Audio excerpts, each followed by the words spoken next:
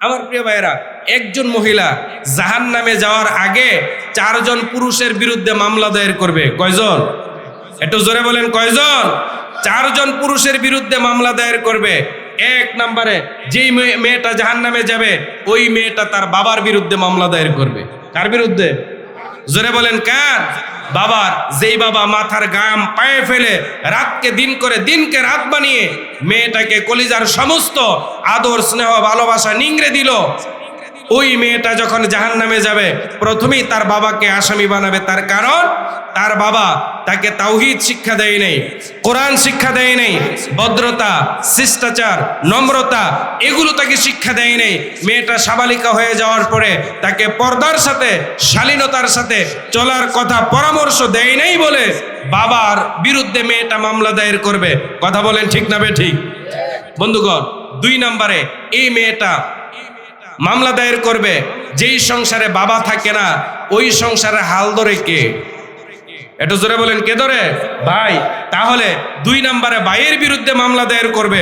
ছোট্টবেলা বাবা মারা গেছে, ভাইয়ের কাঁধের উপরে সমস্ত সংসারে বার পড়েছে। এই ভাই দেখা গেল কোনো ফ্যাক্টরিতে কাজ করে অথবা দোকানে কাজ করে অথবা বাবার সম্পদ রেখে গেছে, ওই সম্পদকে নাড়াচাড়া করে ব্যবসা করে অথবা বিদেশে চলে গেল।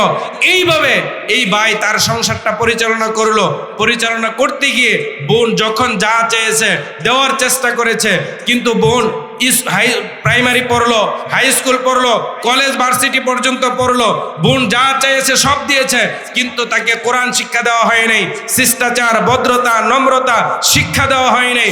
এমনকি বোনকে একটা বুরকা সিলায়া পর্দার সাথে শালীনতার সাথে চলার কথা ভাই বলে নাই বলে এই ভাইয়ের বিরুদ্ধে পর্যন্ত মামলা দায়ের করবে। একটু জোরে আওয়াজ করে কথা বলেন ঠিক কিনা? তাহলে 1 নম্বর আসামি কে? 2 নম্বর? 3 নম্বর, এই মেয়েটাকে যখন বিবাহ দিয়ে দিবেন, বিবাহ দেওয়ার পরে তার উপরে সবচেয়ে বেশি দায়িত্ব কার? জোরে বলেন না, কার? স্বামীর। যেই স্বামী নিজেকে তৈরি করতে 20টা 22 বা 25টা বছর সে পড়াশোনা করেছে অথবা কোনো একটা কাজ করে চাকরি বাকরি করে ব্যবসা করে নিজের ঘরটা বাড়িটা সুন্দর করে সাজালো, বিবাহ করার জন্য দেনমোহরের টাকা, জেওয়ার অলংকার, আরো বিভিন্ন জিনিসপত্র এগুলো ঠিক করে তারপরে সুন্দরী একটা স্ত্রীকে তার ঘরের মধ্যে নিয়ে আসলো।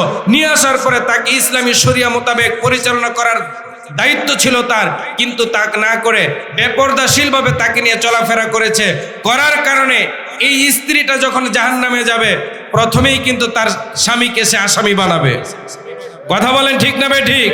আমার প্রিয় বন্ধুগণ, তাহলে 1 নম্বর আসামি হলো বাবাকে, 2 নম্বর আসামি হলো ভাই, 3 নম্বর আসামি স্বামী। 3 নম্বর, যেই সংসারে স্বামী থাকে না ওই সংসারে হাল ধরে কে? সন্তান। তাহলে সন্তান মানে ছেলে। তাহলে 4 নম্বরে এই ছেলেটাকেও সে আসামি বানায় ছাড়বে। তাহলে বোঝা গেল একজন মহিলা জাহান্নামে যাওয়ার আগে 4 জনকে আসামি বানাবে। 1 নম্বরে বাবা, 2 নম্বরে ভাই, 3 নম্বরে স্বামী, 4 নম্বরে ছেলে। তাহলে আল্লাহ তাআলা বলেন, এই জন্যই বলেন ইয়া আইয়ুহাল্লাযীনা আমানু কু আনফুসাকুম ওয়া আহলিকুম নারা, তুমি নিজে জাহান্নামের আগুন থেকে বাঁচো, তোমার আয়াল অধীনস্থ যারা আছে তাদেরকেও জাহান্নামের আগুন থেকে বাঁচাও। তাহলে ওই বোনকে যদি বাঁচাতো ভাই জাহান্নামে যাওয়া লাগে না, বাবা যদি তার মেয়েকে রক্ষা করে চলতো বাবার আসামি হওয়া লাগে না, স্বামী যদি তার স্ত্রীকে এরকম ভাবে পর্দার সাথে সুন্দরভাবে ইসলামী জীবন যাপন করত তাহলে স্বামীরও আসামি হওয়া লাগে না। কথা বলেন ঠিক কিনা? এই জন্য আমার ভাইয়েরা, আমার বাবারা, যারা এখানে বাবা আছেন, ভাই আছেন, স্বামী আছেন, সন্তান আছেন, আপনারা নিজেরাও যদি বাঁচতে চান তাহলে এই আমল করা দরকার আছে না নাই? একটু জোরে বলেন তো, আছে না নাই? বন্ধুগণ, রাসূল করিম সাল্লাল্লাহু আলাইহি ওয়াসাল্লাম তিনি বলেছেন, মহিলারা যদি 4টা কাজ করে তাহলে ওই মহিলা আল্লাহর জান্নাতে চলে যাবে। কয় কাজ? একটু জোরে বলেন, কয় কাজ? হাদিসের মধ্যে রাসূল বলেন, আল মারআতু সাল্লাত খামসাহা ওয়া সামাত শাহরাহা ওয়া আহসানাত ফারজাহা ওয়া তাআত বালাহা ফাদখালা মিন আইয়ি আবওয়াবাল জান্নাহ। রাহমাতুল লিল আলামিন বলে দিলেন, একটা মহিলা যদি 4টা কাজ করতে পারে তাহলে ওই মহিলা আল্লাহর জান্নাতে চলে যাবে। এক নাম্বার হলো সে ফরজ নামাজ যদি সঠিকভাবে আদায় করে সঠিক নিয়মে, তাহলে আল্লাহ পাকের 8টা জান্নাত তার জন্য খোলা থাকবে। যেই জান্নাত দিয়ে ইচ্ছা ওই জান্নাত, ওই দরজা দিয়ে সে জান্নাতে প্রবেশ করবে, বলে সুবহানাল্লাহ। 2 নম্বরে ওয়াসামাত সাহরাহা, ফরজ রোজা।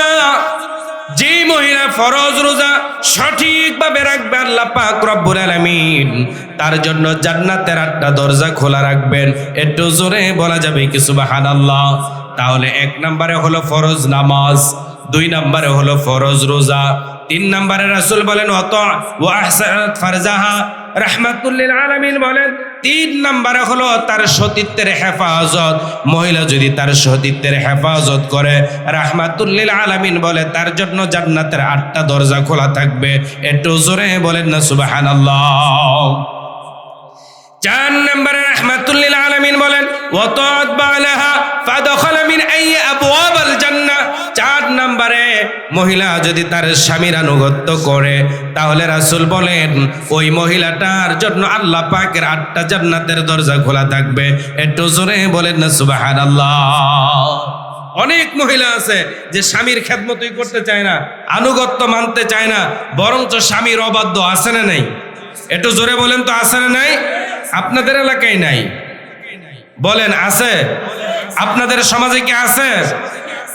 অনেক মহিলা এরকম আছে। আমার মায়েরা, আমার বোনেরা, কান লাগায় শোনেন। রাহমাতুল লিল আলামিন তিনি একদিন পাহাড়ি এলাকা দিয়া হেঁটে যাচ্ছিলেন। পাহাড়ি একলা জঙ্গলি উট এসে রাহমাতুল লিল আলামিনের পায়ের মধ্যে চুমু দিলেন, সেজদার মতো করলেন। সাহাবায়ে কেরাম দেখলেন, বললেন ইয়া রাসূলুল্লাহ, ইয়া হাবিবাল্লাহ, পাহাড়ি একটা উট নবী আপনার পায়ে চুমা দেয়, সেজদার মতো করে। নবী গো, আপনি যদি আমাদেরকে অনুমতি দিতেন, আমরাও আপনার পায়ে চুমা দিয়া সেজদা দিয়ে আপনাকে ধন্য করে দিতাম। রাহমাতুল লিল আলামিন বলেন, ও সাহাবীরা শোনো, আল্লাহ পাক রব্বুল আলামিন এই পৃথিবীর মধ্যে কোনো মানুষকে সেজদা দেওয়ার অনুমতি দেয় নাই।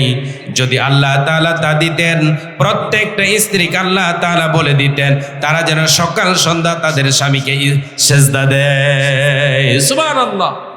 আমার মা, আমার বোন, আপনার স্বামীকে আল্লাহ তাআলা এতটা সম্মান দিয়েছেন। আমার বোন, আমার মা, আপনি কেনই বা দিবেন না? আপনিও যদি আপনার স্বামীকে সম্মান দেন, স্বামী আর স্ত্রী বানাইলো যে মিস্ত্রি, সে বড় আজব কারিগর। একটু জোরে আওয়াজ করে কথা বলেন, ঠিক কিনা? দুজনকে আল্লাহ তাআলা তার জান্নাতে পাঠাই দিবেন। একটু জোরে বলেন না সুবহানাল্লাহ। Teacher of the message of Islam, Muslim centre, ইসলামের বার্তা প্রচারক।